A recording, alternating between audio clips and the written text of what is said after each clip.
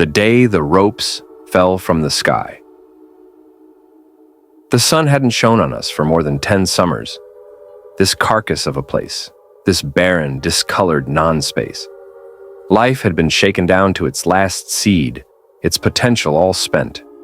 The heavens in that wide blue yonder above had boiled into a permanent blanket of gray, suffocating our globe. Imagine brewing a migraine inside a cauldron, and you'd get an idea. Every breath we drew might as well have been sucked from an exhaust pipe. For now, the smolder was only ever broken by swirling voids of superstorms that either drowned, froze, or blazed us to death. The very dirt beneath our feet was crushed beyond repair. An arid, blistered vacuum. Soil petrified into a pink parchment. No force of creation pushed through this earth. It was an in-between region in which we dwelled, neither purgatory nor hell. Take your pick of what destroyed the world. War, warming, viral concoctions. It didn't matter how it ended. All that mattered was what happened after.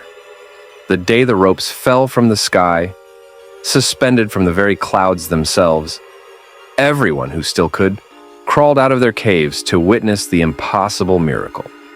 Tribes who had spent their whole lives drawing weapons against each other stood shoulder to shoulder, awe in their eyes and hearts. Their bodies, which had been falling apart for so long, became reassembled and recharged at the challenge and the promise that dangled before them. 100,000 of these ropes covered the landscape, stretching as far as vision and light would allow. Each strand swayed with such inviting innocence.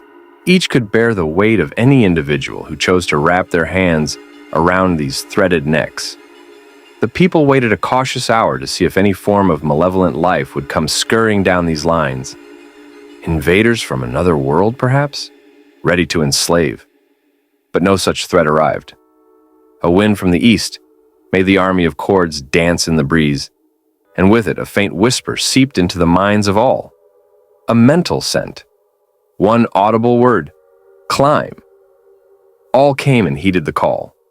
Even those who had remained in the dead cities, full of dead machines and dead hives. Burnt-out shells, giant hollow boxes still smoking and melting like ashtrays the size of lakes. Each person reacted in a different way to the ropes. Some spared not a thought on the matter and ran full pelt to the nearest line, wiggling up the thing one desperate lunge after another, ready to escape this reality. They didn't last long. They were the first to fall. The first ones I had to bury. Others took time to study and prepare for their ascent. They gathered supplies, extra clothing, and spent hours roughing their hands upon rocks to build up a protective callus. The smartest ones knew how to coil the rope around themselves as they climbed, granting them a harness in order to rest their arms between exertions. I watched them scale upwards until their outline was but the size of a flea, blurred against the smoky sky. A dozen or so made it all the way through the low clouds. I call those ones the skyscrapers. But now there are fewer and fewer who can reach such a height, and eventually they all fall too. Why do so many climb and risk an uncertain fate? Well, what else was there to do? A trip into the unknown, some form of excitement and adventure, was an offer not to be refused. Our species, formerly known,